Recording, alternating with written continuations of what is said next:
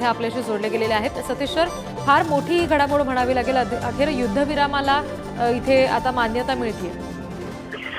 नक्कीच रिद्धी, मागच्या 8 महिन्यांपासून इस्रायल आणि हमासमध्ये हा संघर्ष चालू होता आणि आपण पाहिलं की हजारो निष्पाप लोकांचे बळी या संघर्षामध्ये त्या ठिकाणी गेले होते।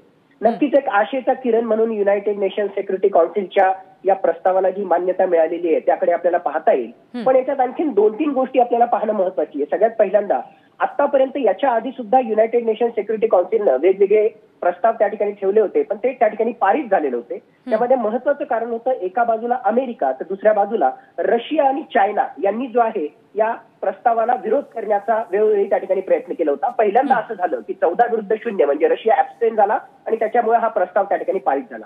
हा प्रस्ताव जरी पारित झाला असला आणि एका बाजूला इस्रायल जरी म्हटलं असलं की आम्ही यासाठी तयार आहोत, हमासनी जे आहे आता याच्यासाठी तयार राहावं, तर माझ्या मते इस्रायल आणि हमास दोघेही या ठिकाणी या प्रस्तावाला हो म्हणतील। पण खरोखरच हे सस्टेनेबल राहील का, लॉंग ड्युरेशनसाठी जाईल का, याविषयी आता सुद्धा प्रश्नचिन्ह आहेत।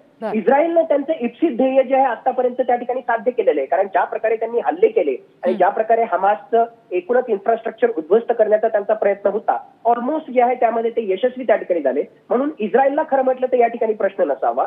हमास समोर सुद्धा जो आहे आज घडीला दुसरा पर्याय नाही, म्हणून ते सुद्धा त्याला हो म्हणतील। आणि एक प्रकारे जे आहे जे पॅलेस्टाईन प्रिझनर्स इस्रायलकडे आहेत त्याचं स्वॅपिंग म्हणजे त्यांना परत त्या ठिकाणी मिळवणं हा हमासचा त्या ठिकाणी उद्देश असेल। त्याचबरोबर स्वतःचं इन्फ्रास्ट्रक्चर, स्वतःची जी आहे पूर्ण सगळे जे त्यांची फोर्स आहे पुन्हा उभा करण्यासाठी त्यांना वेळ मिळणं आवश्यक आहे। आणि सगळ्यात महत्वाचं, इस्रायल समोर आता एकच सगळ्यात महत्वाचं ध्येय आहे, ते म्हणजे जे उरलेले त्यांचे एक प्रकारे होस्टेजेस आहेत त्या ठिकाणी जे हमासच्या ताब्यात असणारे जे इस्रायली त्याचबरोबर विदेशी नागरिक आहेत त्यांची कशी सुटका करून घेता येईल हा त्यांचा प्रयत्न असणार आहे। तर नक्कीच आशेचा किरण आहे, पण अजूनही मला वाटतं की 100% यातून सोल्युशन मिळालं का याचं उत्तर, याचं कशा प्रकारे इम्प्लिमेंटेशन होतं हे पाहिल्यानंतरच आपल्याला त्या ठिकाणी देता येईल। निश्चित सतीश सर, जसं तुम्ही म्हणताय की आता प्रत्यक्षात ह्या गोष्टी कधी घडतील हे पाहावं लागेल। खरं तर 14-0चं मताधिक्य म्हणजे अर्थातच हे युद्ध थांबावं अशीच सगळ्यांची अपेक्षा आहे, पण स्वतः इस्रायल आणि हमास या बाबतीत आपापसात तितकं समजुतीनं घेऊ शकतील गोष्टी, कारण हमासचं प्रचंड नुकसान झालंय या सगळ्यात।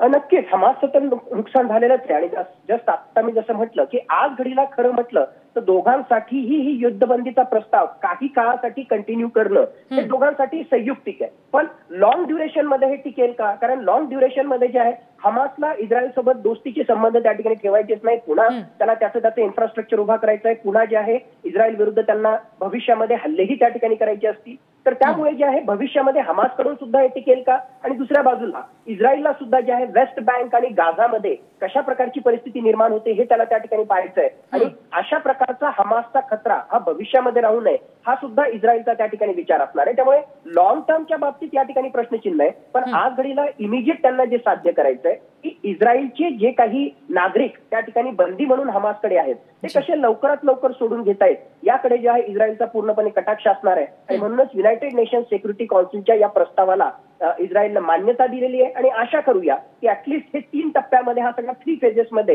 हे सगळं ट्रूस डील होणार आहे। एक प्रकारचा युद्धबंदी प्रस्ताव जो आहे तो त्या ठिकाणी इम्प्लिमेंट होणार आहे आणि ही सगळी प्रक्रिया जी आहे साधारणतः 3 ते 6 महिन्यांमध्ये टाकणार आहे। त्याच्यामुळे हे काही 1 किंवा 2 दिवसामध्ये सगळा प्रश्न निवळेल अशातला हा भाग त्या ठिकाणी नाही, पण नक्कीच चांगली सुरुवात आहे आणि एक चांगला आशेचा किरण आपल्याला दिसतोय, सगळ्या जगाला दिसतोय। असं जर आपण म्हटलं तर या घटनेला ते चुकीचं ठरू नये। अगदी सतीश सर, धन्यवाद। हे सविस्तर विश्लेषण आपण पुढारी न्यूजवर केलं यासाठी।